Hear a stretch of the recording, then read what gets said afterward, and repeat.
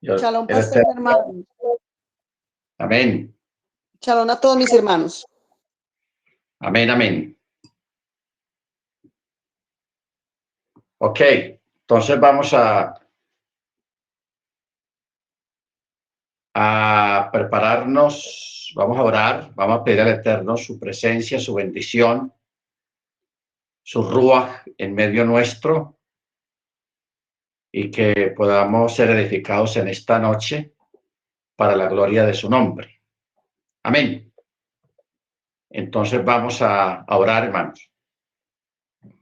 Eterno, te damos gracias en el nombre de la don Yeshua por la oportunidad que nos brindas de estar delante de tu presencia. Gracias, Padre, por la bondad que tienes para con nosotros, porque nos tienes en pie, porque tu misericordia y tu mano no se ha cortado. Te damos gracias por este día que nos has regalado.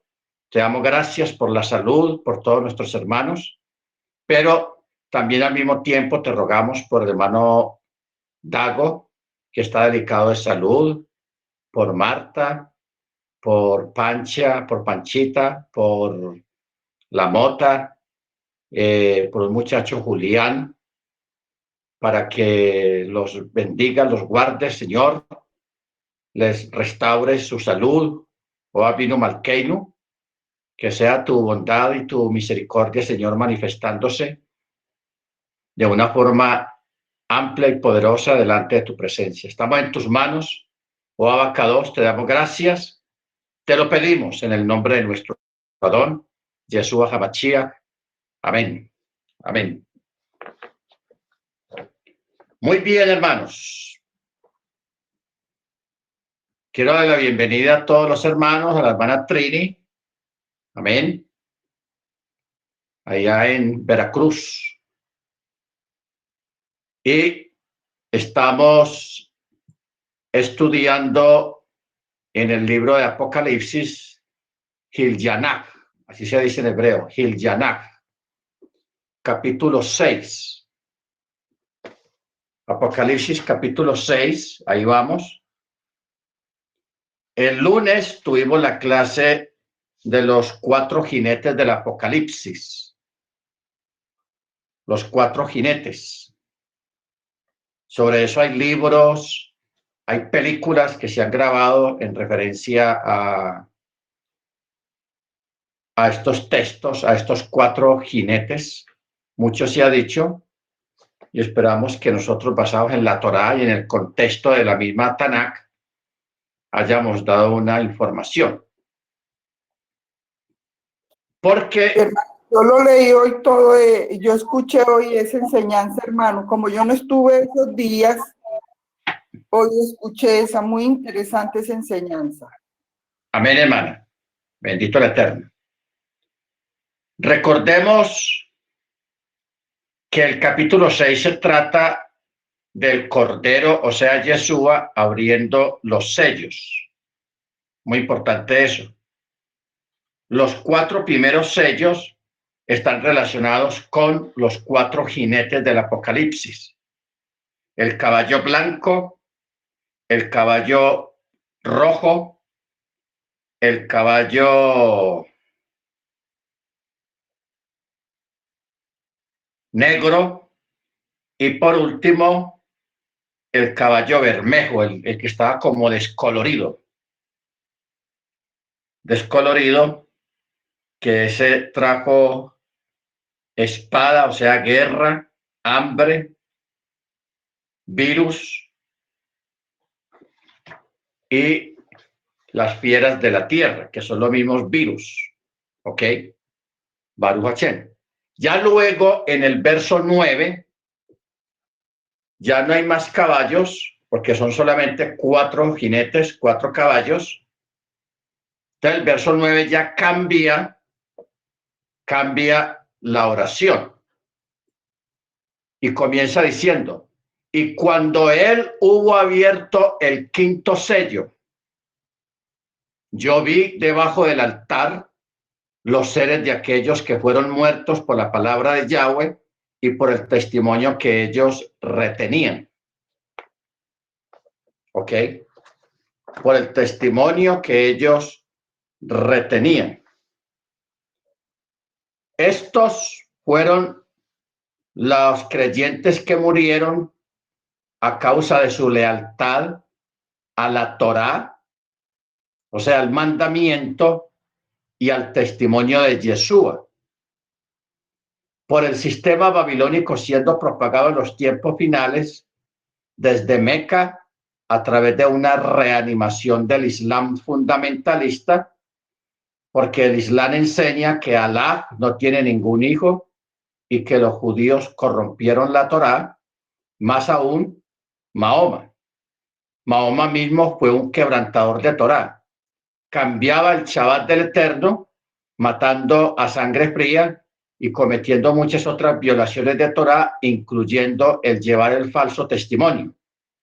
Creyentes verdaderos son justamente lo opuesto de la bestia y son fijados como objetivos militares por su rectitud durante la tribulación, cuando el Islam implica la angustia de Jacob sobre Jacob. ¿Ok? Muy bien. Como nosotros sabemos, hermanos, de que la Torá debe tener, o sea, un texto debe tener un contexto. Ya a ustedes les he dicho bastante de que no permitamos que a usted le metan una doctrina o le enseñen una doctrina basada en un solo texto, en un solo versículo. Eso está prohibido. Eso no se puede. Porque la Biblia, la Tanakh, no fue trazada de esa manera. Todo texto tiene su contexto. Por eso, yo quiero que miremos precisamente el contexto de este verso 9. Lo voy a volver a leer para que nos familiaricemos con la forma como está escrito el texto, para que entendamos el contexto. Dice el verso 9, y cuando él hubo abierto el quinto sello, yo vi debajo del altar los seres de aquellos que fueron muertos por la palabra de Yahweh y por el testimonio que ellos retenían. Luego, en el Apocalipsis capítulo 20, verso 4, aquí tenemos un contexto, son varios, pero vamos a mirar este. Y vi trono y se sentaron en ellos y le fue concedido juzgar. Y vi también las almas de los decapitados por causa del testimonio de Yeshua y por causa de la palabra de Yahweh, y a los que no habían adorado a la bestia ni a su imagen, ni habían recibido la marca en la frente o en su mano, y volvieron a vivir para reinar con el Mesías 1000 años. Esta es la primera resurrección. Entonces, aquí está hablando de los que llamamos, comúnmente se les llama mártires. Los mártires. Personas que murieron por la fidelidad a la Torá. ¿Ok? Recordémonos, hermanos, por ejemplo, aquellos 3 jóvenes allá en Babilonia, Sadrach, Mesach y Abednego. El emperador dio una orden y mandó construir una estatua de sí mismo y trajo un grupo de música, una orquesta, y le dijo a todos los del reino de que cuando la orquesta empezara a tocar la música, todos tenían que inclinarse ante su estatua, ante su imagen. Entonces, aquel que no lo hiciera sería echado al horno de fuego. Esto fue una trampa que le tendieron a estos 3 muchachos hebreos. Entonces, los 3 muchachos hebreos fueron llevados delante del rey, quien estaba cerca de su propia imagen, la estatua, y fue tocado los instrumentos musicales, y estos muchachos no se inclinaron. Ellos dijeron dentro de sí, preferimos morir que inclinar nuestras rodillas ante un ídolo. Esto es lo que llama fidelidad a la Torá. El rey los amenazó y les dijo, con que ustedes no quieren inclinarse ante mi estatua. Y ellos dijeron, no. O sea, el rey le dio rabia que lo retaran a él de frente. Y sí, los muchachos no se inclinaron, hermanos. No se inclinaron. Y el rey, en medio de la rabia, mandó calentar el horno 7 veces más, el número perfecto del Eterno. Y los muchachos, los 3 jóvenes, fueron arrojados al horno. Con el milagro y la sorpresa de que ellos, el fuego no les hizo nada. Los que los arrojaron murieron quemados, pero los muchachos, aunque fueron echados al horno atados, pies y manos, sus ataduras sí se quemaron, pero a ellos no le hicieron daño y todos quedaron maravillados de aquel portento, de aquel milagro, pero mucho más cuando el mismo rey vio de que apareció un cuarto personaje en medio del horno acompañando a los 3 jóvenes. Ese cuarto es el mismo Yeshua. Yo me imagino, porque el texto dice que él hablaba con ellos, con los 3 muchachos. ¿Qué les diría a esos muchachos? Me imagino felicitándolos, diciéndoles, así se hace, muchachos. Hay que ser fieles hasta la muerte. ¿Ok? Bendito el Eterno. Entonces el emperador los mandó sacar afuera, pero salieron solamente los 3. El cuarto volvió a desaparecer. Entonces, si el Eterno hubiera permitido que ellos murieran quemados, pues ellos estarían aquí en este relato de Apocalipsis capítulo 6, verso 9, que dice, y yo vi debajo del altar los seres o las almas de aquellos que fueron muertos por la palabra de Yahweh y por el testimonio que ellos retenían. ¿Ok? Bendito el Eterno. Y mire usted qué casualidad que hoy en día ese imperio, Babilonia, que hoy en día es Persia, todavía existe. Hoy en día se llama Irán. Y no ha cambiado nada. Ellos están bajo el Islam y siguen con ese odio hacia el pueblo hebreo. Bendito el Eterno. Ok.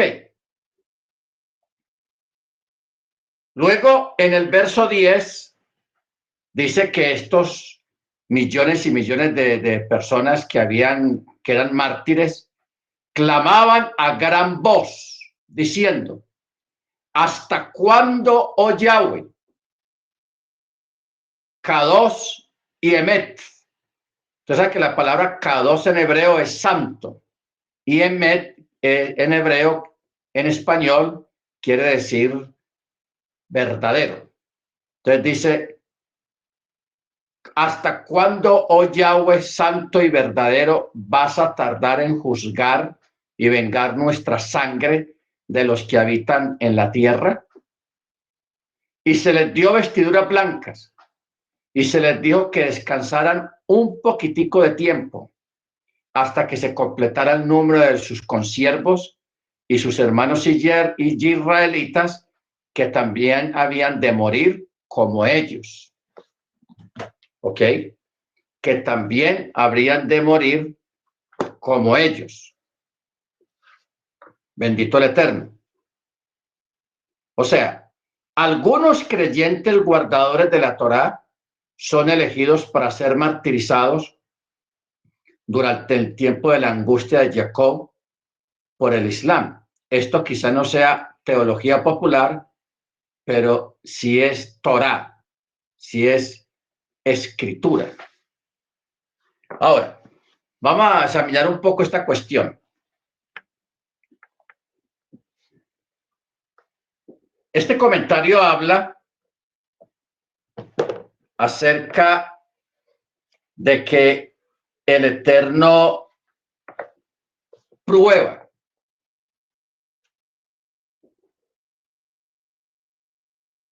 y en otras vamos a mirar de las dos formas. El Eterno, hay personas, hay creyentes que los prueban. Y hay otros que Él permite que sean probados porque Él los escogió para que fueran probados porque sabe que no le van a quedar mal. Entonces, aquí tenemos dos personas diferentes en cuanto a su relación con el Eterno que son probados. Unos porque el Eterno los quiere probar. Otros porque Él permite que sean probados porque Él sabe que no le van a quedar mal, que no van a fallar. Porque no olvidemos de que el Eterno conoce el corazón de nosotros, de todos. Ahora, ¿cómo funciona esto, hermanos? No es solamente decirlo, sino explicar cómo funcionan las cosas. Si usted fue creyente en alguna comunidad cristiana, usted recuerda que habían hermanos bocones, llamémoslos los bocones, o los habla mucho, que hablan mucho. Yo llegué a escuchar allá gente que decía, a mí el diablo no me hace nada, porque yo estoy con el Señor, yo cojo al diablo de la cola y lo mando por allá. O sea, hay gente que habla en esos términos exagerados, burlescos y con ignorancia. ¿Cómo así que el diablo tiene cola? O que yo le quiebro los cachos hermanos. Realmente la gente que habla así, que chacharea tanto de su fidelidad falsa, porque esto es una falsa fidelidad. Solamente hablan así para impresionar a la gente, para dárselas de muy cristianos, de muy espirituales. Pero eso simplemente son personas que a la primera prueba que tengan salen volados, salen corriendo. Son unos cobardes. O sea, los más bocones siempre son los más cobardes y los que quedan mal. ¿Ok? Entonces, por eso se escribió un texto que está en el Brit Hadashah que dice que si alguno cree que está firme, mire que no caiga. ¿Se da cuenta? Ojo con esto. Si alguno cree que está firme, mire que no caiga. ¿Qué está diciendo este texto? Ese texto está hablando de los bocones. Porque, hermanos, realmente las palabras sobran cuando viene la prueba o antes de la prueba. Porque un verdadero creyente, un verdadero fiel a la Torá y a Yeshua se conoce en las pruebas, no en los momentos buenos.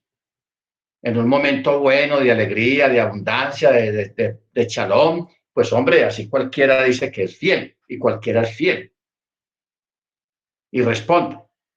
Pero cuando viene de pronto el hambre, cuando viene la persecución, cuando viene el peligro, cuando viene la espada, ahí, hermanos, es que se conoce el verdadero creyente. Entonces, lo más sabio y lo más prudente es callar y solamente decir, Señor, sosténgame con su misericordia, sosténgame con su mano, no más. Bueno, hay un texto, pusieron un texto, el hermano Rafael, 1 Corintios 10:12. 1 Corintios 10:12 dice, el que piensa estar firme, mire que no caiga. En otras versiones dice, si alguno cree que es firme o que está firme, mire que no caiga. O sea, se le está advirtiendo, cuidadito, que no vaya a caer. Porque en las muchas palabras está el pecado y está la necedad. ¿Ok? En las muchas palabras está el pecado y está la necedad. Porque uno sí, hermanos, a veces escucha gente hablar de demás. que hablan de demás. Y esa gente realmente, cuando habla, se expresa en esa forma, a mí me da desconfianza porque yo fui bautizado la primera vez a los 17 años, hace como 43 o 44 años que yo llevo en la iglesia. Yo nunca me he apartado. Yo he estado todo el tiempo estuve todo el tiempo en la iglesia y luego 30 años como pastor. Entonces uno escucha mucho, uno se acostumbra a escuchar las conversaciones de los hermanos, lo que hablan, lo que dicen. Entonces uno de todo eso aprende y saca conclusiones. Aprende y saca conclusiones. De que esa gente que dicharachea tanto, que habla tanto, que exagera tanto, que se burlan incluso. Eso de que yo cojo al diablo por la cola y yo no sé qué, eso me parecen palabras necias, palabras hasta paganas. Porque primero el diablo no tiene cola, ni tiene cachos tampoco. Pero hay gente que se las creen y se expresan de esa manera sin saber la clase de enemigo, porque no olvidemos una cosa, hermanos, el peor enemigo que usted tiene no es Hasatán. No es Hasatán, que el Eterno lo reprenda. Es usted mismo. Nosotros mismos somos nuestros peores enemigos. No que usted se esté dando golpes, se esté golpeando, se esté dando chuzones, o se le esté tirando a los carros, o se tire de un muro. No. Nosotros mismos, con nuestro mal carácter, con nuestros malos comportamientos, con nuestra mala forma de pensar y con nuestra necedad a veces al hablar, nos convertimos nosotros en nuestros peores enemigos. Bendito el Eterno. ¿Ok? Entonces, por eso es muy importante, hermanos, tener en cuenta esto y no entrar en los hipérboles. En la teología, hipérbole es exageración, una exageración. ¿Ok? Baruch Hashem. Entonces, por eso vemos, por ejemplo, yo a veces, en cuanto a fidelidad y a celo, siempre menciono a estos tres muchachos allá en Babilonia y a Pedro, con lo del lienzo. Pedro, mata y come. ¿Qué dijo Pedro? Ah, no, si usted lo dice, Señor, es porque hay que hacerlo. Pedro no dijo así. Pedro dijo, Señor, pero es que yo nunca he comido comida inmunda. O sea, no coche. Y se pegó ahí. ¿De qué fue lo que se pegó Pedro, hermanos? De la Torá. Por eso es que el texto dice,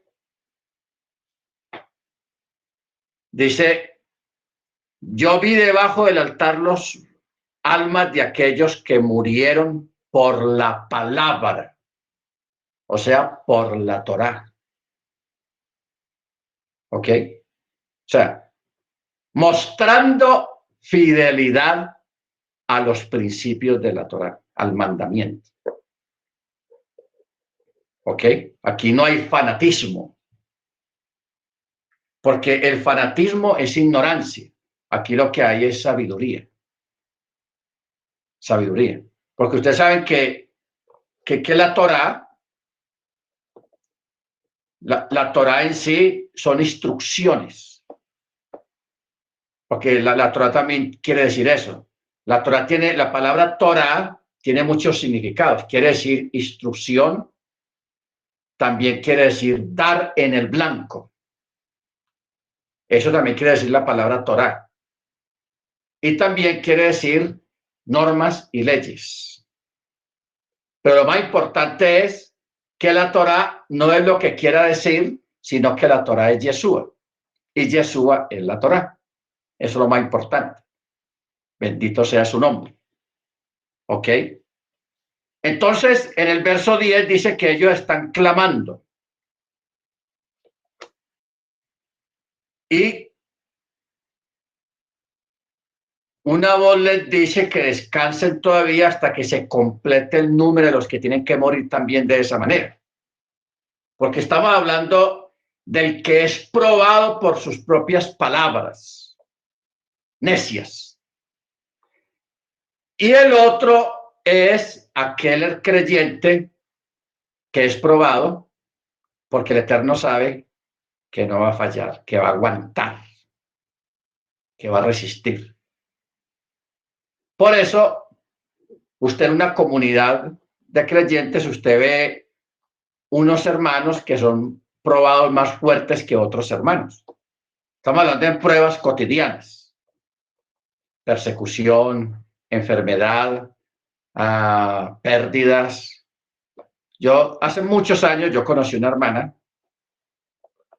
muy devota a ella, y la hermana a ella primero le mataron un hijo, luego le mataron otro, luego le mataron otro. Esa hermana perdió como 3 o 4 hijos en forma violenta, pero esa hermana nunca dejó de ir a la congregación. Y allá estaba la hermana ahí, en su dolor, porque para una madre es muy duro perder un hijo, pero ella siempre se mantuvo fiel. ¿Ok? Se mantuvo fiel. Entonces de ahí vamos a sacar 2 conclusiones, hermanos. Hay creyentes que no tienen muchas pruebas, viven hasta bueno toda la vida. ¿Qué es una prueba para un hermano, para algún tipo de creyentes que viven muy bien, económicamente están bien y cualquier día el carro se le varó? Eso es una prueba, el carro varado, o que se fue la luz. Ante este tipo de creyentes, hermanos, el fiel es el Eterno. El Eterno es fiel en sus palabras y en su promesa.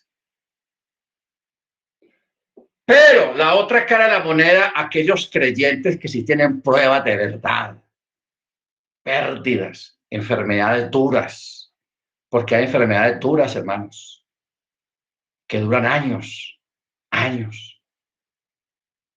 Y es un dolor, y se clama, y se ora, y se pide, y hasta que lo último, esa persona muere por esa enfermedad. Y se va.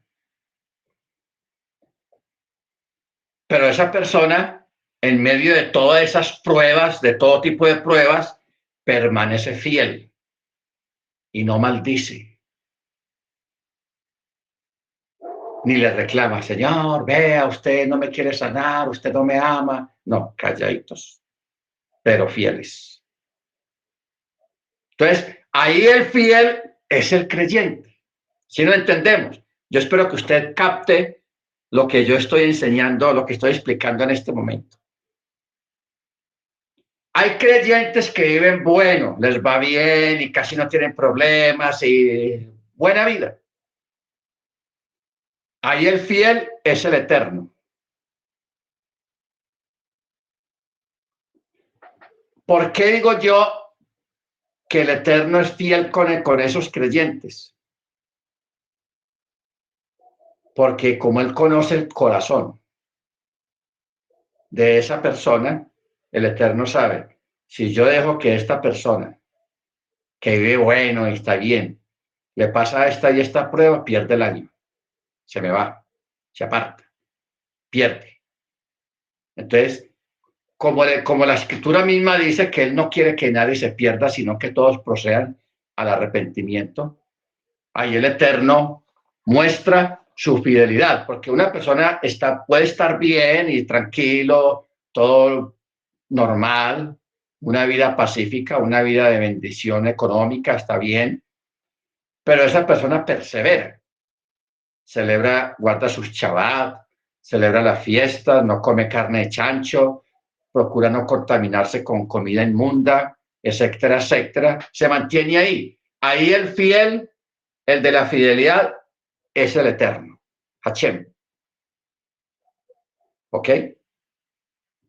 Pero con este otro, que le pasan cosas, hermanos, porque hay creyentes, hermanos, que la vida es dura.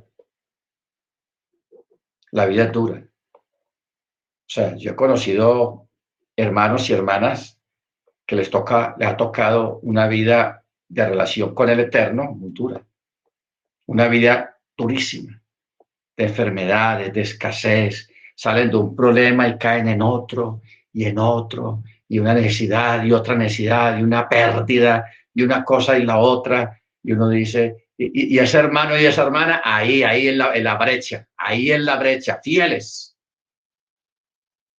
Entonces, uno dice, el Eterno, ¿por qué permitirá que esta persona sufra tanto?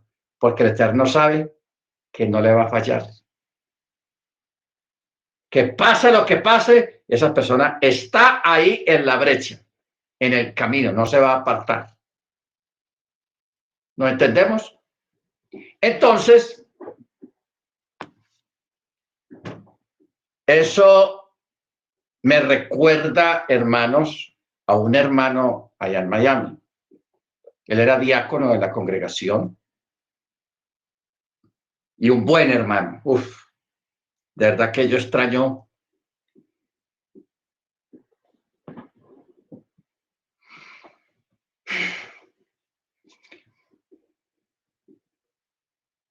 Yo extraño mucho a ese hermano. Él se llama, no se llamaba, porque para mí él está vivo porque él está en la presencia del Eterno. El hermano Larraondo. Este hermano fiel y la esposa no era creyente. No era creyente y la quería mucho. Entonces ellos tenían tienen dos hijos, dos niñas, y él las llevaba a la iglesia, a la congregación los domingos y la animaba a ella con promesas. Vea, después del servicio, la lleva a un restaurante, nos vamos para tal parte, solamente como para que ella fuera y escuchara la palabra. Y ella, hermanos, una mujer tenaz, ella para hacerlo quedar mal, porque ella realmente no quería ir, se iba con minifalda, se iba mal vestida, lo trataba mal delante de los hermanos. El hermano tenía una prueba muy tenaz con esta señora, con la esposa. Hasta que una vez ella le dijo, no, yo no voy a volver más a la iglesia y si usted sigue yendo y llevando a la niña allá, yo me voy de esta casa, me voy, nos separamos. Entonces, eso le dio muy duro al hermano. El hermano entró en una aflicción más fuerte. Entonces, el Eterno que conoce los corazones, él más bien para que el hermano no viviera esa transición tan terrible de verse solo con las niñas y la mujer por allá, quién sabe dónde. Entonces, ¿qué hizo el Eterno? Se lo llevó. El Eterno se lo llevó, hermanos. Porque uno a veces no entiende los caminos del Eterno. No lo entiende al principio. Uno viene a entender es al tiempo.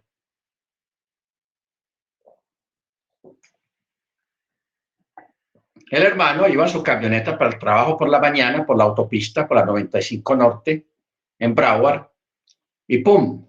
Perdió el control de la camioneta y se pegó una estrellada tenaz. Él iba con un compañero ahí de pasajero acompañante. Eso fue un accidente, hermano, muy bravo. Ese accidente fue a 75 millas por hora, que viene a ser como 110 kilómetros por hora, en una autopista. El carro empezó a dar vueltas y pasó al otro carril y otro carro le dio. Eso fue una cosa tenaz. El hermano murió prácticamente instantáneamente.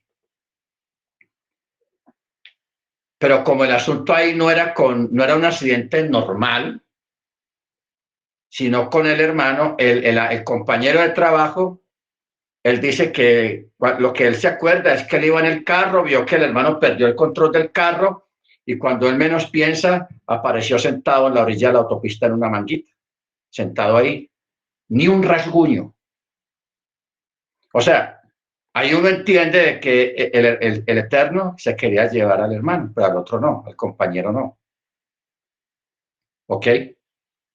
¿Para qué? El Eterno quería quitarle al hermano o evitarle ese sufrimiento que iba a tener por lo que le había dicho la esposa. ¿Ok? Entonces, uno humanamente pues piensa muchas cosas y uno dice, bueno, el Señor, ¿por qué no lo guardó? Si Él prometió guardarlo. No, no digamos eso, hermanos. ¿Por qué? Porque hay eventos que ocurren en la vida de todos que tienen un propósito. O sea, las bendiciones del Eterno muchas veces no vienen, o la mayoría de las veces no vienen en un papel, en una cosa de regalo, con papel de regalo, sino que viene en medio de sufrimientos. En medio de sufrimientos. ¿Ok? Bendito el Eterno. Entonces, aquí tenemos las dos formas. Unos son probados por bocones, por exagerados, por gente que desconoce la palabra o no tiene respeto por la palabra. Estamos hablando de creyentes que hablan bobadas.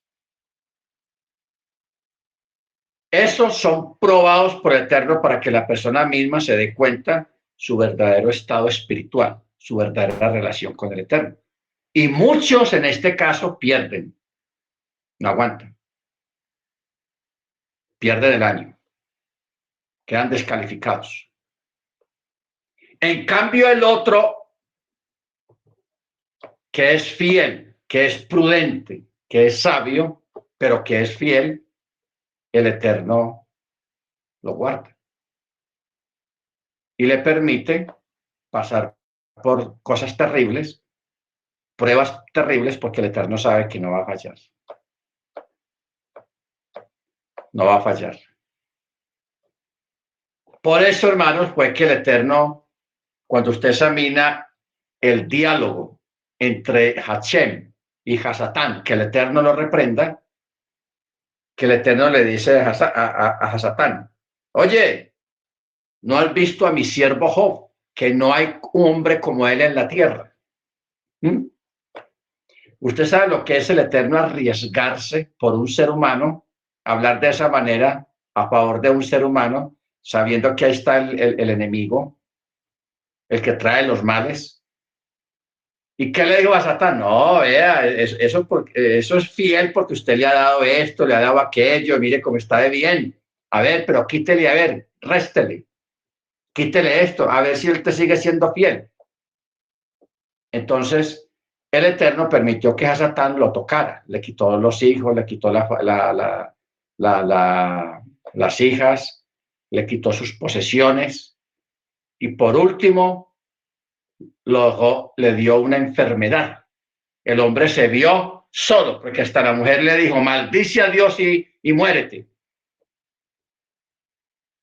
Entonces, él quedó solo, con su fe y con sus creencias, pero se mantuvo firme. ¿Ok? Se mantuvo firme. Bendito sea su nombre. Bueno, sigamos.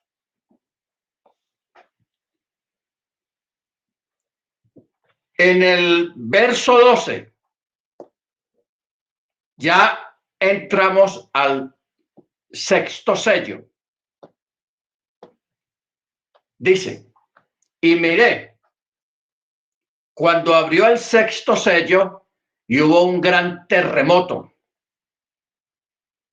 El sol se puso negro como tela de luto. La luna entera se volvió toda como dam, o sea, como sangre. Y las Cobajim, o sea, las estrellas de los cielos, cayeron sobre la tierra como la hez de la higuera deja caer sus higos cuando es sacudida por un fuerte viento. Bueno, ustedes saben que la escritura a nivel profético habla acerca de un gran terremoto que va a ocurrir.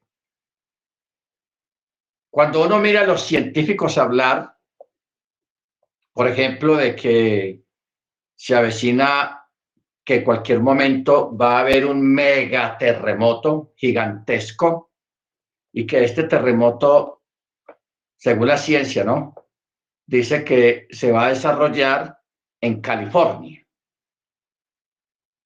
en la falla de San Andrés, que ese terremoto pudiera partir posiblemente a Estados Unidos en dos. Pero este terremoto es un terremoto global. Ya tuvimos una prueba cuando ocurrió hace como unos 20 años, más o menos, o 15 años, un terremoto muy fuerte que hubo en Chile, que ese ha sido hasta ahora históricamente el terremoto más fuerte, 9.5, o en Chile. No causó muchos muertos ni mucha destrucción porque Chile, como es un país donde ocurre mucho, con mucha frecuencia los terremotos, entonces ya la infraestructura, los edificios, las casas, están construidas para soportar los grandes terremotos. Entonces, por eso no hubo mucha destrucción. Pero este terremoto fue tan fuerte, hermanos, que ese terremoto se sintió en toda la Tierra y desvió, fue tan fuerte que desvió la Tierra de su eje. O sea, la Tierra siempre tiene un eje y lo movió un poquito.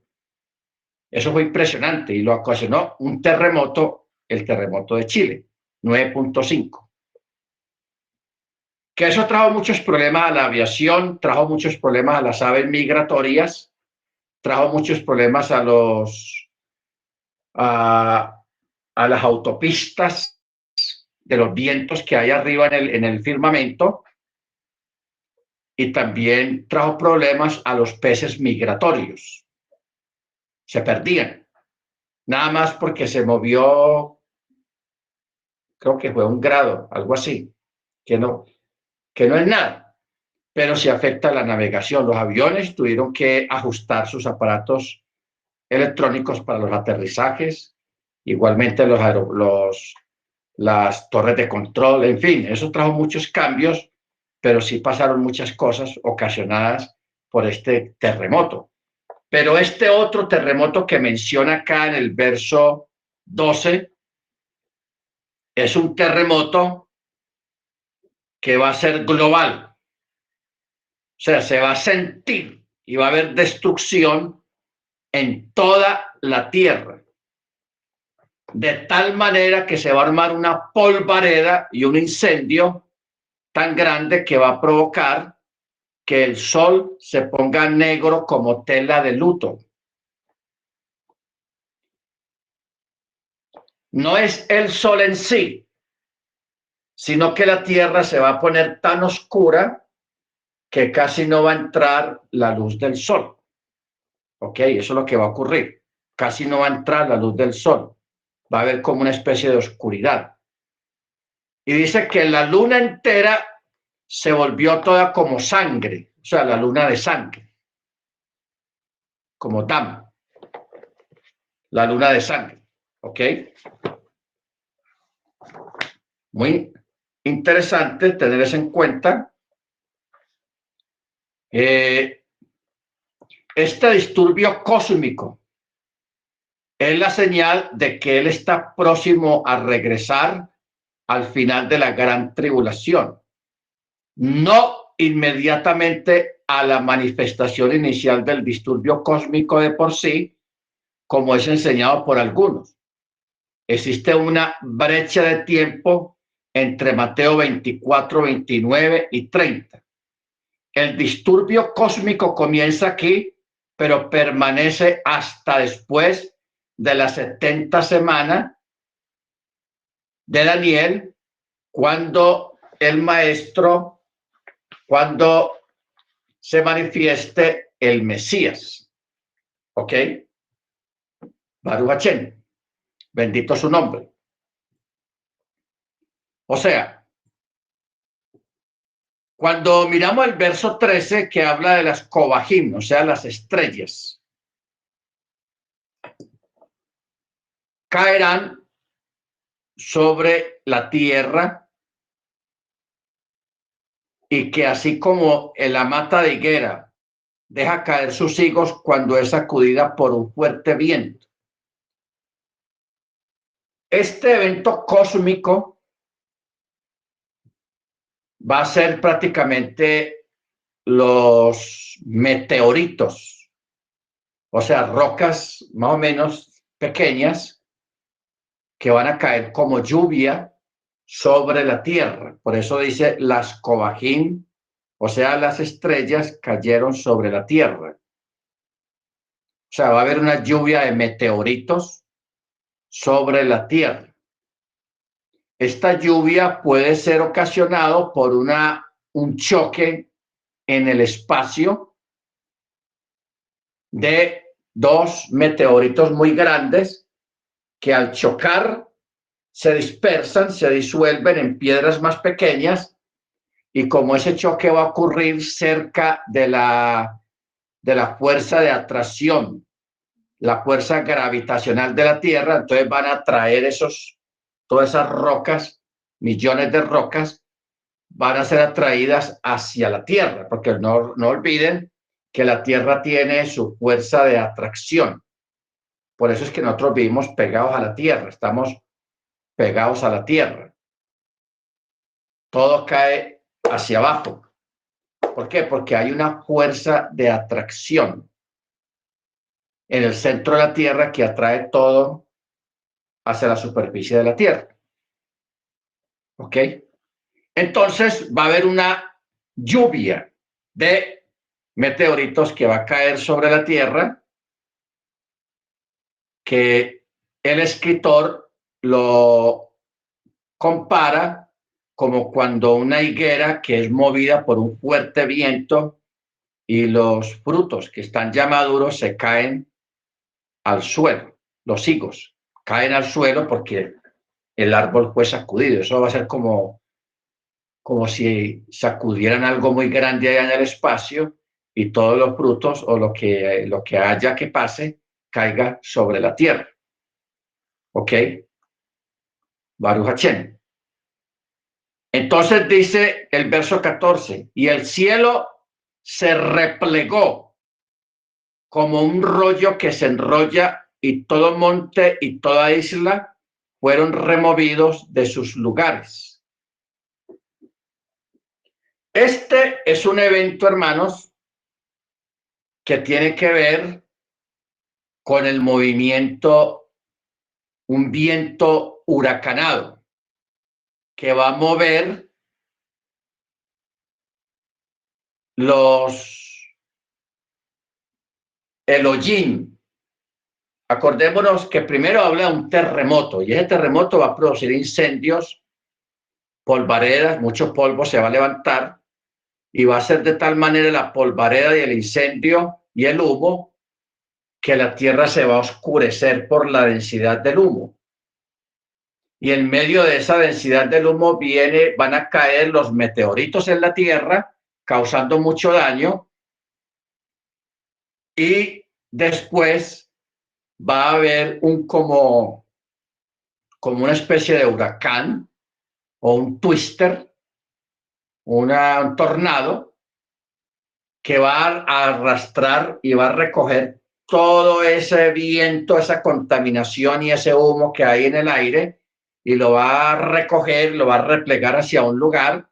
Entonces, eso va a ser tan rápido y tan fuerte que se va a ver como un rollo que es recogido, que es replegado, como cuando usted coge una manta grande y empieza a enroscarla, a enrollarla, ¿ok? Y vuelve otra vez la claridad. Eso es lo que se va a ver ahí, lo que dice el verso 14. Entonces, la gente en la tierra va a tener tanto miedo,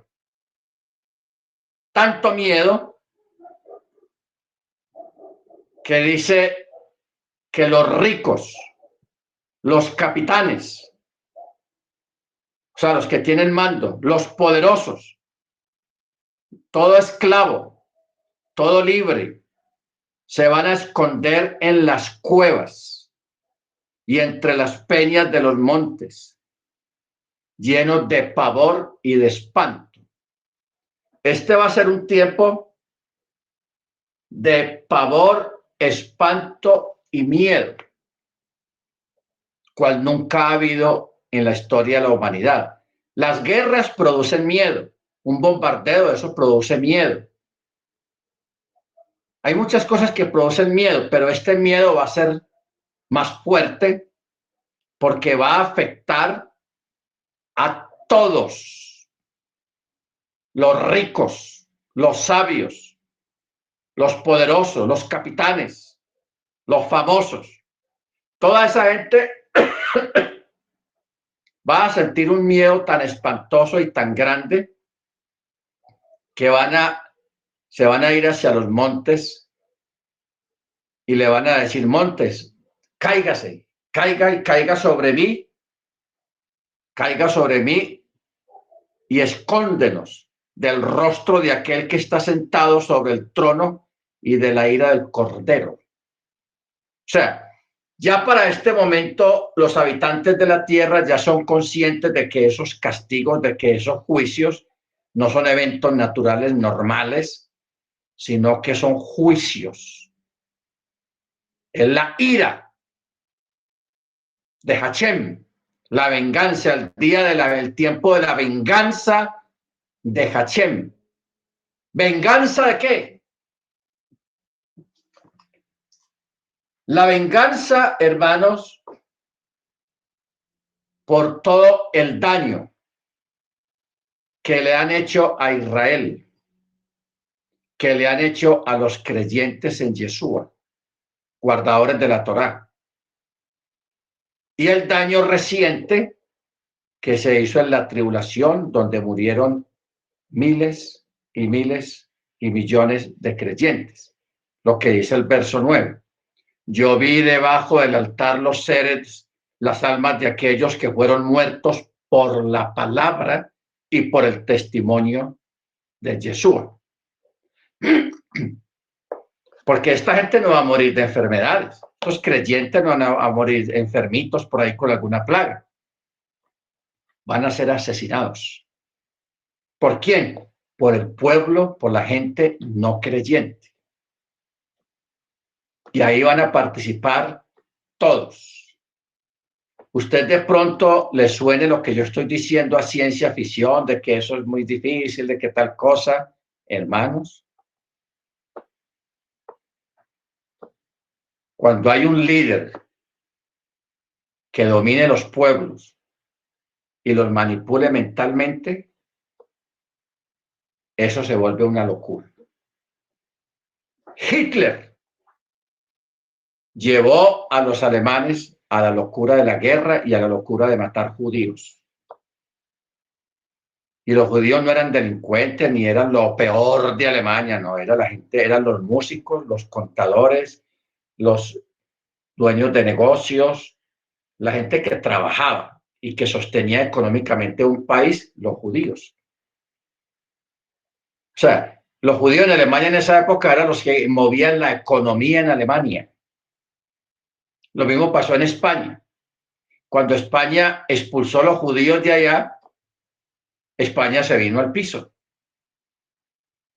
Se vino a recuperar cuando los mismos judíos que huyendo de la expulsión de España se vinieron para acá, para las Indias Occidentales, para América, y descubrieron todo el oro que había acá. Ahí sí España medio volvió a recuperarse, pero se demoró años.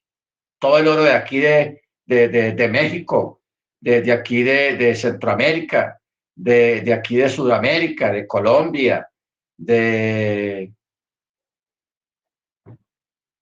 Perú, de Ecuador, de Bolivia, todo ese oro que se producía acá, se lo llevaron para España. Y ahí pues más o menos se recuperaron. Pero España, cuando expulsó a los judíos, hermanos, cayó en una recesión económica tenaz. ¿Por qué? Porque los judíos allá eran los médicos, los comerciantes, los que movían el comercio, las tiendas, la banca, los que hacían préstamos. los que sostenían y movían el comercio. Eran los contadores de los reyes en aquella época. Eran judíos. Entonces, al ellos salir apresuradamente, porque hay personas y hay países que creen que pueden hacerlo solos, que no necesitan a estos, no. Cada cual tiene su oficio y para eso está. ¿Ok? Entonces, por eso no se puede poner, como se hace hoy en día en los países llamados democráticos, que un presidente lo eligen, pero para que elijan un presidente tiene que haber mucha gente que lo ayude con dinero y con otras cosas. Entonces, ¿para qué esa gente ayuda a un político para que ocupe la presidencia? Con dinero y con otras cosas. Porque cuando esa persona llegue a la presidencia, les va a dar cargos públicos, les va a dar contratos, les va a dar, tiene que pagar el favorcito que le hicieron. ¿Ok? Entonces muchas veces en estos tipos de gobierno ponen a gente que no sabía hacer a lo que lo pusieron. Ponen un músico a que maneje el Ministerio de Salud, un músico que no sabe nada de eso. Ponen un vago de la calle, un aventurero que tiene plata y que aportó plata, lo ponen de ministro de Finanzas. Un pícaro. Entonces, por eso es que en ese tipo de gobiernos las cosas no funcionan y viene la corrupción y viene todo porque ponen gente no calificada en puestos que no es para ellos, no están calificados para eso. ¿Ok? Entonces, hermanos, en este caso, cuando ocurra esto de los ricos, los poderosos, los fuertes, los esclavos, los libres, la gente común, la gente de clase media, la gente de clase alta, todos van a tener tanto miedo, porque aquí, hermanos, no va a caber que yo soy pobre y el Eterno tiene misericordia a los pobres, no. Nosotros tenemos que cambiar un poco la mentalidad, hermanos. O sea, estamos entrando en un tiempo muy diferente, hablando bíblicamente. Vienen tiempos duros, viene tiempo de juicio. Y cuando el Eterno aplica juicio, es juicio. Y ahí no se tiene en cuenta que este es pobre, que este es rico, que este es menesteroso, que este es humilde. El Eterno va a medir a la gente, no por su condición, sino bajo una premisa. ¿Guardó mandamiento o no guardó mandamiento? Ojo con eso. ¿Guardó mandamiento o no guardó mandamiento? Ay, Eterno, es que mi pana, mi amigo, mi mamá, mi papá, mi hijo, mi tío, mi tía, mi abuelo, mi abuela, eran muy buena gente. Ellos no guardaban Shabbat, pero eran muy buenos. No, ahí ya no vale eso, hermanos. En este tiempo que viene, no va a valer eso. El Eterno va a medir la gente. Es de acuerdo, guardó mandamiento o no guardó mandamiento. No importa si la persona creía en lo que haya creído, practicaba lo que haya practicado, ayunaba o vigilaba, o oraba mucho, lo que sea. El Eterno va a medir la gente de acuerdo al mandamiento. ¿Ok?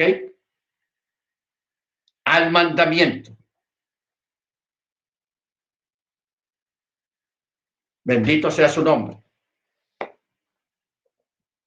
Por eso es que el texto 16, el 15 dice muy claro. Y vi a los grandes de la tierra. ¿Quiénes son los grandes de la tierra? Por ejemplo, en México, Slim, Carlos Slim. Aquí en Colombia, los Santo Domingo, los dueños de Avianca, los Posada Tobón, los dueños de Postobón, los Ardila Lule. Digamos que esos sean los poderosos aquí en Colombia y los mafiosos. Bueno, lo mismo que en México. Entonces dice, los grandes, los ricos, los capitanes, o sea, gente de mando, los poderosos, los esclavos, libres, todo tipo de personas se escondieron en las cuevas y entre las peñas de los montes. Mire que aquí no está hablando de creyente ni nada. Los creyentes que lograron esconderse por allá, ya saben dónde, no van a ser tocados por estas cosas. Esos sí van a ser guardados. Pero esta gente general que hay allá afuera, que nunca quiso obedecer Torá, muy buena gente, muy de la familia, muy buena gente, enfermos. Ay, qué pesar de mi tía, tiene tal enfermedad, tiene tales problemas, pero no. Si no quiso guardar mandamientos, no quiso creer en la Torá, no quiso creer en Yeshua, sobre ellos va a caer estos juicios, porque es la hora de llamar a cuentas a los que no guardaron Torá y los que participaron de la locura. Lo que hablamos ahora. Hitler llevó a Alemania a la locura. Fidel, en su locura, llevó a la locura a los cubanos y mire, ahí están. Chávez llevó a la locura a los venezolanos y mire cómo acabaron los venezolanos. Porque usted recuerda esos desfiles, la gente allá emocionados con Chávez y Chávez insultando a todo el mundo y la gente riéndose y celebrando eso. Así se habla, insultando y defenestando, porque hay gente que le gusta eso. Pero en este caso, la gente va a insultar, va a defenestar, va a matar a los creyentes que creen en la Torá, que practican Torá y creen en Yeshua. Ellos van a matar a los creyentes. Eso va a ser una locura lo que viene. ¿Ok? Entonces, por eso yo les digo a ustedes, si usted, el Eterno le da su bendición y le permite económicamente comprarse su tierrita en algún lugar, no le diga a nadie. No, es que yo me llevo a mi mamá, yo me llevo a mi hijo que él no cree, pero yo me lo llevo. Ahí no va a haber espacio para nadie. O sea, vienen tiempos, hermanos, en que el Eterno va a mirar al mundo y los va a mirar ya no con misericordia. Ya esa puerta se cerró, porque va a venir un tiempo en que la puerta se cierra. Acuérdese la parábola de las 10 vírgenes. La puerta se cierra. Va a llegar gente a tocar la puerta y a clamar y a llorar y a gemir, pero ya la puerta se cerró tarde. ¿Ok? Por eso es que Yeshua dijo muy claro, he aquí yo estoy a la puerta y llamo. Pero va a haber un momento en que la puerta se va a cerrar y no va a haber más entrada para nadie, porque el que entró, entró. ¿Ok? Baruch Hashem, el que entró, entró.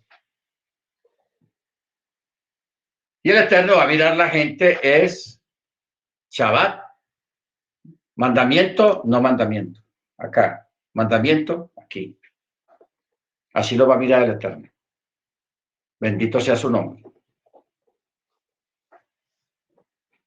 Porque el verso 17,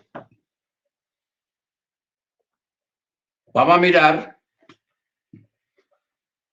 la palabra erjomai, que dice todavía o todavía por venir. Esto arroja una luz diferente sobre este texto, mostrando que su ira es todavía futura al final de la semana 70. Cuando el mundo es juzgado y no en ningún punto intermedio en el tiempo o algún momento más temprano, o aquí en este punto donde presuntamente la tribulación termina y la ira comienza, ese malentendido es justamente más bien un pensamiento del dispensacionalismo. Porque lo que estábamos hablando hace un momento, de que este es el periodo, que es un periodo de 3 años y medio de la gran tribulación, donde se van a descargar todos estos juicios que hay en el capítulo 6, 7, 8 y 9. ¿Ok? De puro juicio, que se van a desatar en esos 3 años y medio.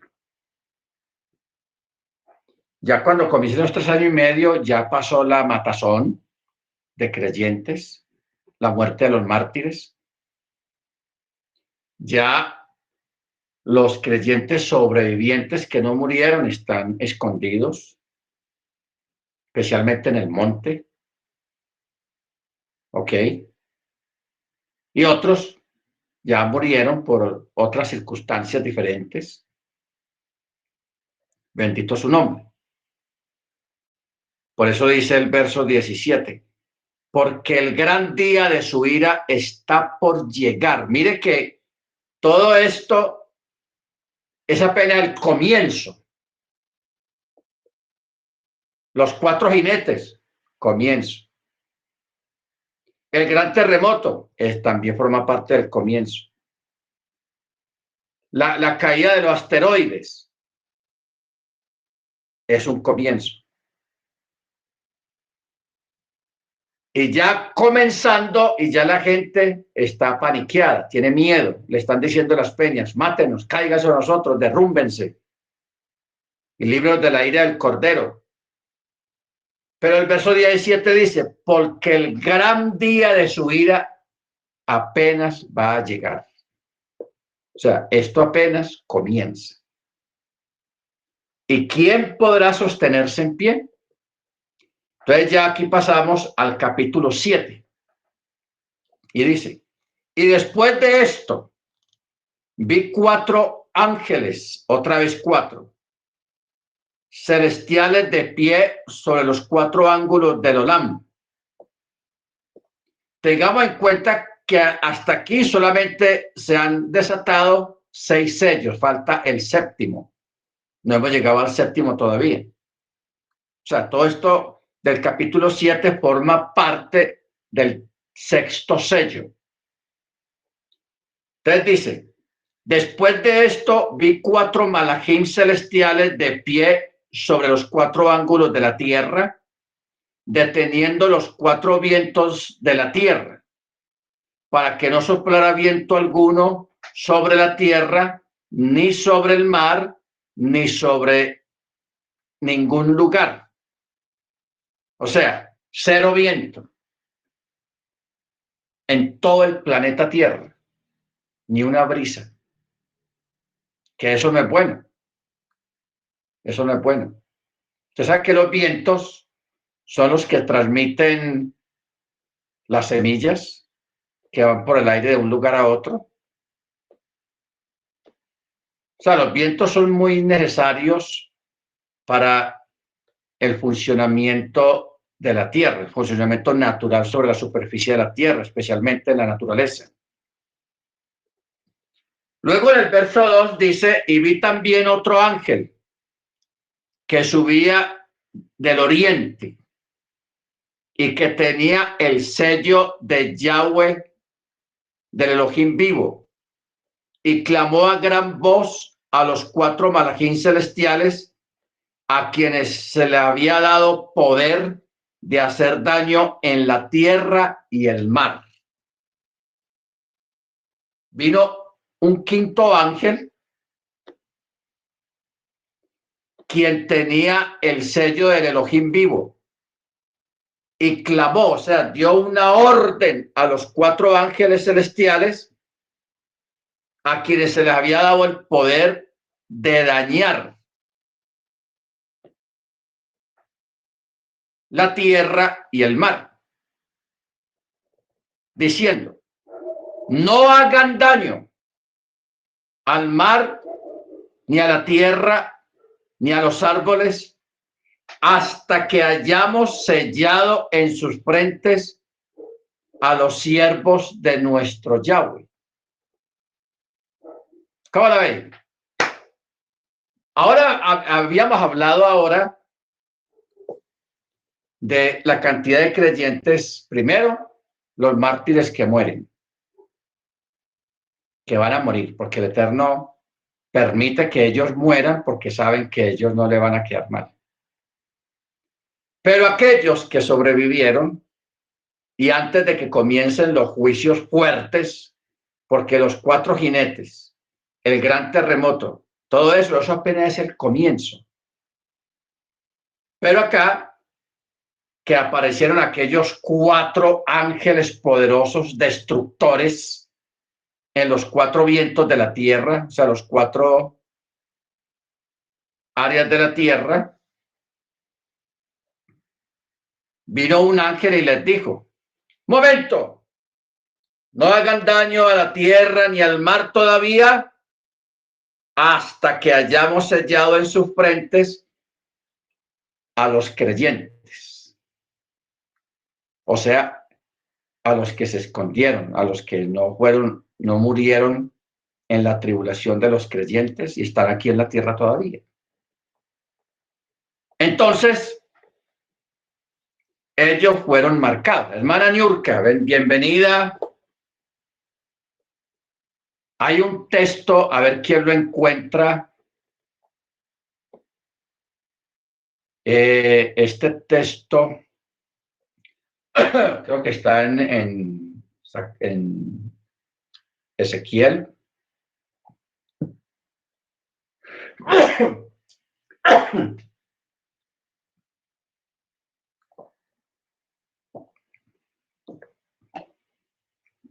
Donde habla de un ángel que está marcando con una tab a unos creyentes. Así dice: márcalos con la tab. A ver si me encuentra este texto, hermana, es tan amable, o con algún hermano que lo encuentre. Porque eso tiene que ver acá con lo que estaba hablando acá. Estamos en Apocalipsis, capítulo 7.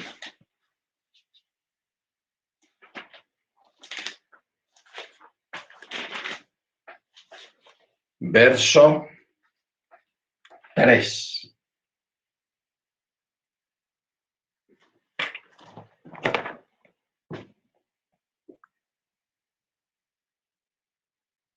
Siete, 3. Ezequiel 9:4. Ezequiel 9:4.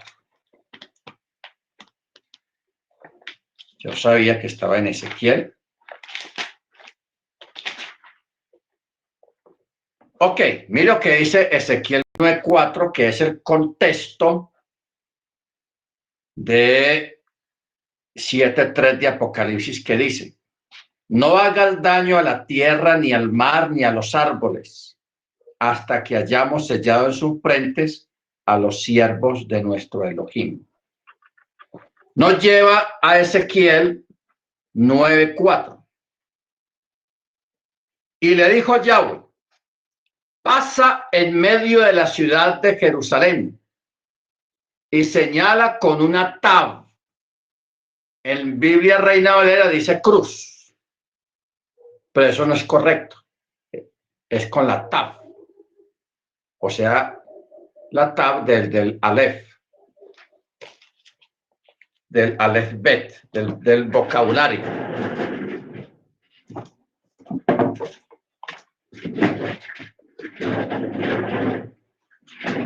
Una tab. Vamos a mirar.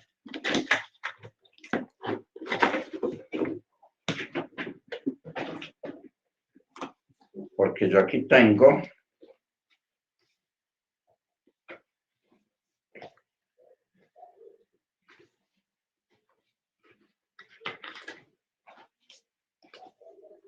para que miremos la tab. Esta es la tab.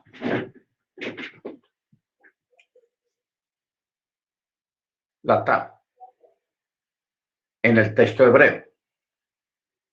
Ahora, ¿por qué el catolicismo resultó con la cruz? Resultaron con la cruz porque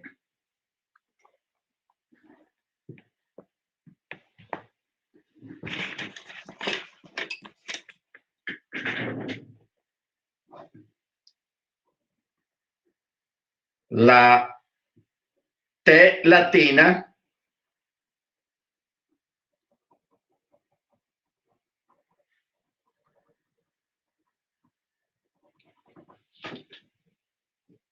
la T castellana es así. La T. No era sino subirle un poquito arriba para que se asemejara a una cruz, porque así es la T latina. Entonces de ahí es que le empacan al mundo cristiano la cruz. Entonces por eso en la Biblia Reina Valera y en la Biblia católica usted va a ver siempre que dice, y le dijo, pasa en medio de la ciudad, en medio de Jerusalén, y señala con una cruz, así dice en Reina Valera. Pero cuando usted va al texto hebreo de esta cita de Ezequiel 9:4, dice una tab, que es esta letra. Esta es la tab. ¿Ok?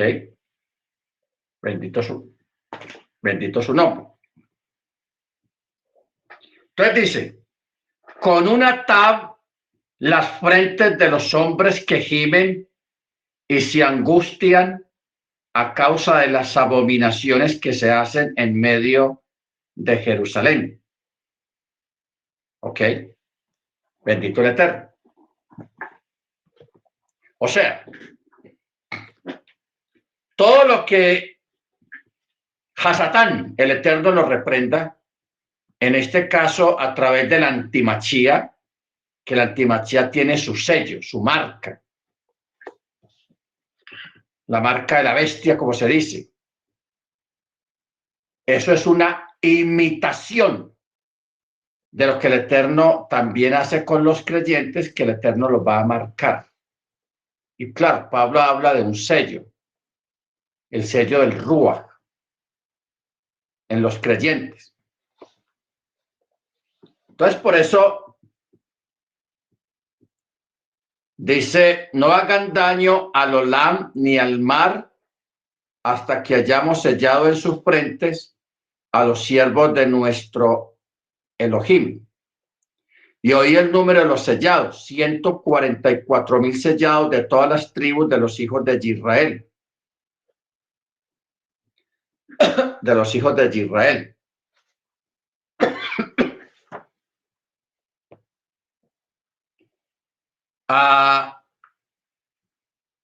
Estos 144,000, ya que todas las tribus están representadas, sino son los israelitas que usan sus nombres verdaderos y están sellados con él, como se ve en el libro de Apocalipsis 14:1, quienes fueron escogidos para proclamar el nombre y su reino durante la gran tribulación. Bueno, vamos a aclarar esto. Ustedes saben que hay dos casas, la casa de Israel y la casa de Efraín, o la casa de Yehudá. Las dos casas fueron exiliadas, no solamente la casa de Israel, porque primero fue exiliada la casa de Israel y luego la casa de Yehudá también fueron llevados al exilio. se integraron a las naciones, muchos conservaron la fe, otros no, pero hubo un retorno, un comeback. Por eso es que las palabras de Yeshua, yo solamente vine a buscar a las ovejas perdidas de la casa de Israel. Yo quiero que usted tenga eso muy claro, esas palabras de Yeshua, para que dejemos a un lado la enseñanza cristiana de la salvación universal. Es universal que Yeshua vino a recoger su pueblo que está por todo el mundo, pero la salvación no es para todo el mundo, no, señor. Él vino a buscar a las ovejas perdidas de la casa de Israel, o sea, los descendientes de las tribus. Entonces, cuando habla acá de los sellados, está hablando de 144,000 creyentes, varones, descendientes de las tribus. Como el Eterno sabe quién es quién, o sea, el Eterno todo lo tiene bien organizado. El asunto es organización. Si alguien es organizado, es el Eterno. Nosotros somos desorganizados, pero el Eterno no. Entonces, hermanos, cuando venga este periodo, estos varones sobrevivientes van a ser sellados porque el Eterno va a permitir que de cada tribu sobrevivan o estén ahí 12,000 de cada tribu. Ustedes saben lo que hemos dicho siempre, que la tribu de Dan no figura acá, no figura aquí entre las 12 tribus. Si usted puede leer bien, o vamos a leerlo. Verso 5. De la tribu de Yehudá, 12,000. De la tribu de Rubén, 12,000. De la tribu de Gad, 12,000. De la tribu de Acher, 12,000. De la tribu de Naftalí, 12,000. De la tribu de Manaché, 12,000. De la tribu de Simeón, 12,000. De la tribu de Leví, 12,000. De la tribu de Yisahar, 12,000. De la tribu de Zebulón, 12,000. De la tribu de Joseph, 12,000. De la tribu de Benjamín, 12,000. ¿Dónde está Dan? No está. Dan fue reemplazado por Manasés, uno de los hijos de José en Egipto, que es Manasés. ¿Por qué no está Dan aquí? Porque Dan, un descendiente de la tribu de Dan, va a ser el antimachía. ¿Ok? Va a ser el antimachía. ¿Cómo sabemos eso? Porque Jacob, cuando estaba bendiciendo a sus hijos o profetizándoles el futuro a sus hijos, cuando él llegó a Dan, él vio lo que iba a pasar al final de los tiempos con un descendiente de Dan. Un hombre poderoso, grande y muy malo, que iba a ser enemigo de su propia gente, del propio pueblo hebreo. Entonces, por eso fue que Jacob casi se va de espaldas del susto que le dio y de lo que vio, porque él prácticamente vio la tribulación cuando mataban a los creyentes.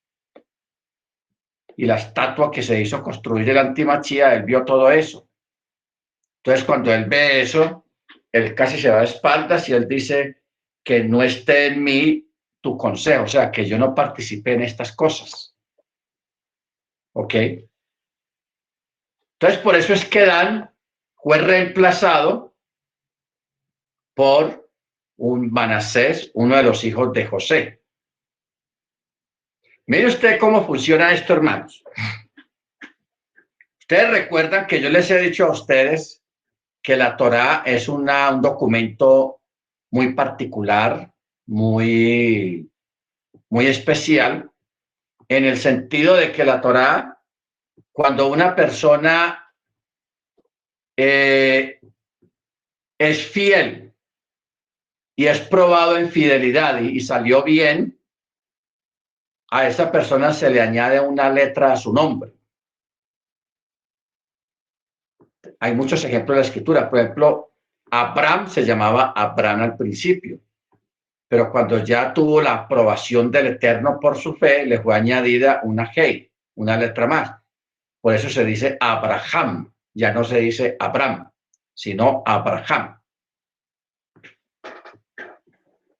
Bueno, vamos a mirar el texto que nos muestra la hermana en Génesis capítulo 49.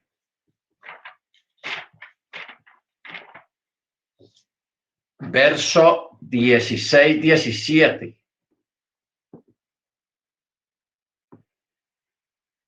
Mire cómo dice. Verso 16. Dan juzgará a su pueblo. Y uno puede pensar, ¿cómo así que Dan va a ser juez en Israel? No. Cuando usted busca en hebreo la palabra juzgar, también está relacionado con castigar o destruir. Muchas veces cuando el Eterno dice, yo juzgaré a Tiro, no está hablando de que va a sentarse en una silla y a hacer juicio, no, a destruir a Tiro.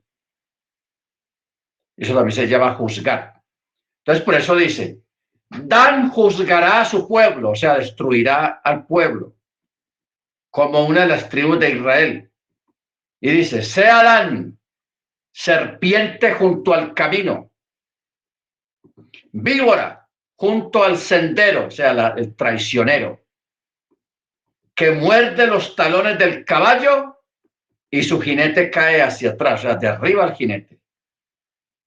Entonces, cuando Jacob vio lo que viene, el anticristo, el antimachía, la matanza de la tribulación de creyentes, entonces él se asusta, Jacob se asusta por lo que ve, por eso él dice, por tu salvación espero, Yahweh.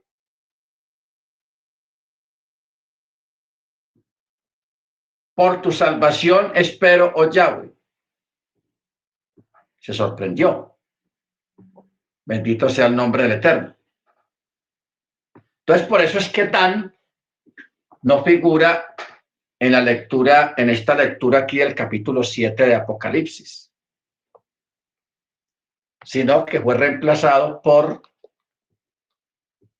Manasés. Ahora, lo que hablamos ahora hace un momento acerca de añadir una letra a alguien que fue aprobado por el Eterno, sobresalió en su fe, se le añade una letra o le cambian el nombre, como el caso de Jacob. A Jacob le cambiaron el nombre por Israel. Josué tenía otro nombre. Él fue llamado Josué o Jehoshua, pero él tenía otro nombre diferente. Y así muchos personajes. Pero también cuando algún judío o alguna persona se portaba mal, era malo ante los ojos de Yahweh, ya no se le añadía una letra, sino que se le quitaba una letra a su nombre. ¿Ok? Entonces, uno ve estas características a medida que uno va escudriñando la escritura, uno ve estas características en la Biblia. El por qué a algunos le añaden una letra y a otros se les quita una letra. Se llama un nombre defectivo. Defectivo. Por ejemplo, en el caso de Potifar.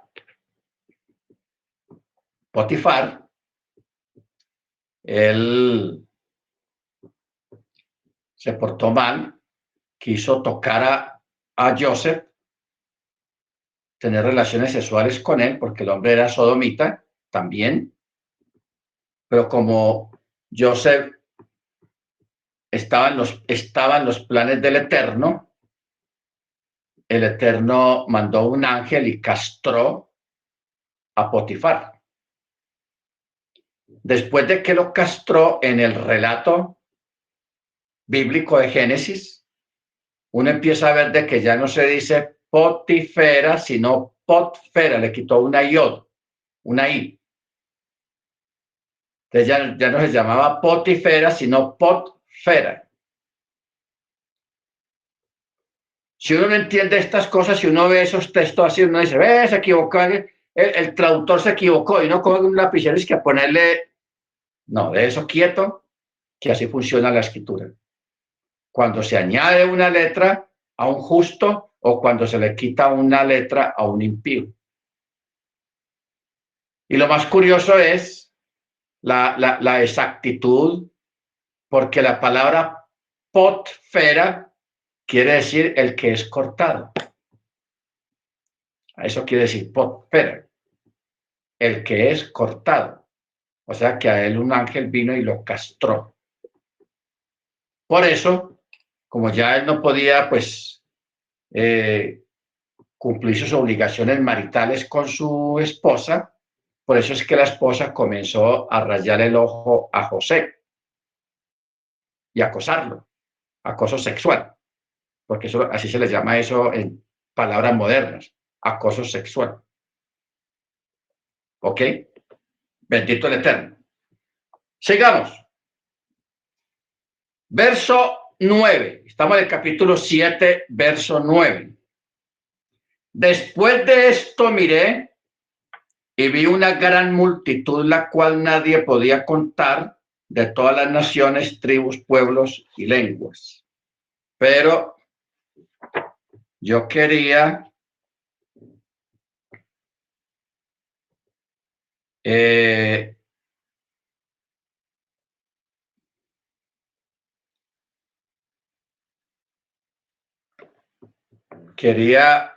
ampliar un poco, porque casi no hemos hablado de eso. Y los teólogos o escatólogos casi no se meten en eso. ¿En qué? En la función que van a tener estos 144,000. Ellos no van a estar en su casa ya esperando ahí, sentaditos leyendo la Torá. No, ellos no van a estar quietecitos. Esa gente viene a predicar. Los 144,000 van a estar un poco de tiempo predicando la Torá y predicando a Jesús. Y también consolando a los creyentes que están en el campo. Porque ellos van a saber dónde están, van a ir, hermanos, paciencia, sean fuertes, sean valientes. O sea, palabra de consolación. O sea que los sobrevivientes de la tribulación, que estén escondidos, creyentes en medio de la gran tribulación, ellos van a ser consolados, no en forma espiritual, sino literal, a través de estos 144,000. ¿Ok? Ahora sí entendemos cuál es la labor de los 144,000 sellados. Entonces, van a haber dos grupos sellados. Unos, los impíos, los que van a adorar la bestia, los que se van a dejar marcar para poder comprar y vender.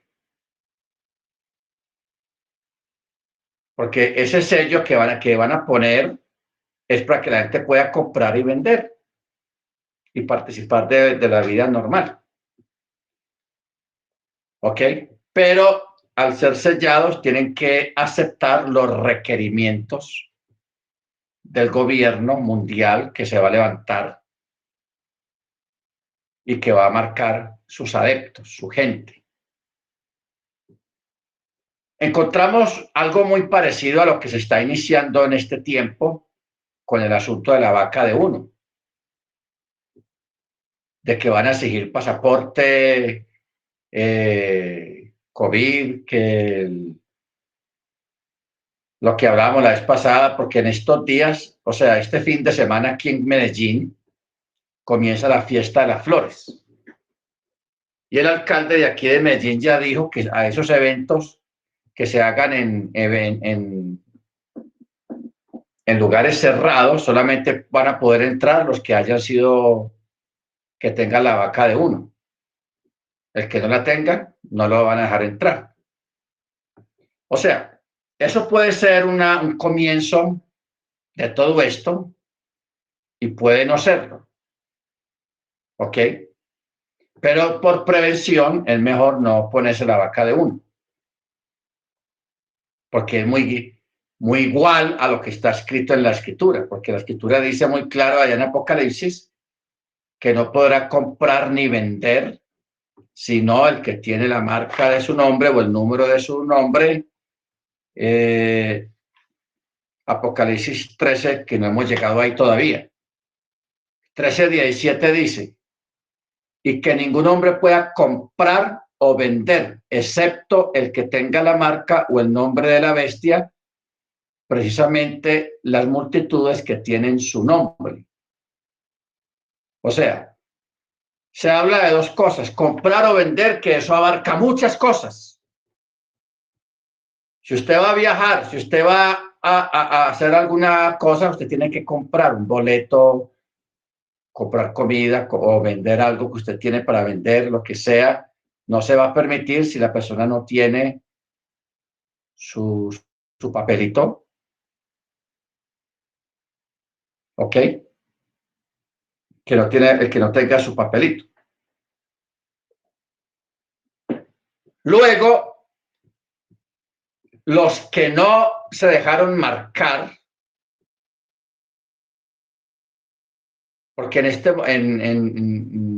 ese tiempo, los creyentes tenemos muy claro, si nos toca ese tiempo, hermanos, usted debe tener muy claro que usted no se debe dejar marcar.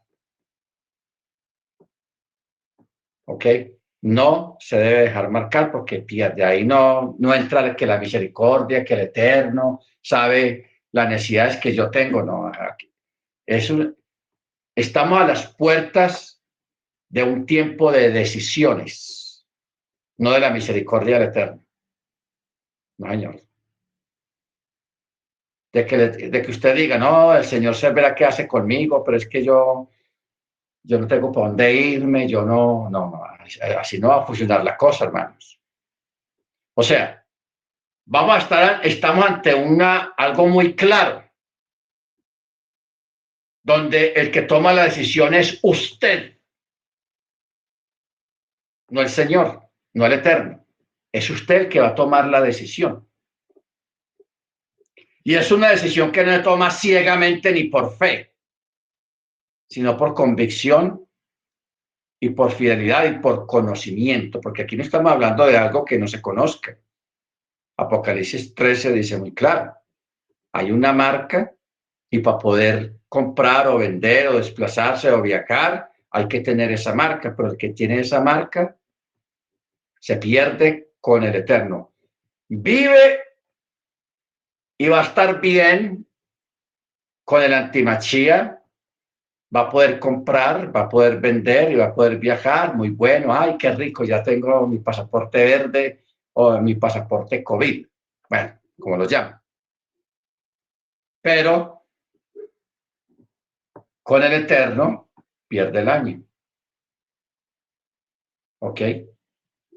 Entonces, por eso hay que buscar esta otra marca. Y vuelvo a leer el texto. 7:3. No hagan daño a la tierra, ni al mar, ni a los árboles, hasta que hayamos sellado o marcado en sus frentes a los siervos del Eterno. Ojo con esto. Viene un tiempo de dos marcas. La marca de Hachem o la marca del anti-Mashiach, anti-Hachem también. ¿Quién decide, hermanos? ¿Quién estira su mano? ¿O quién pone la frente? ¿Ah?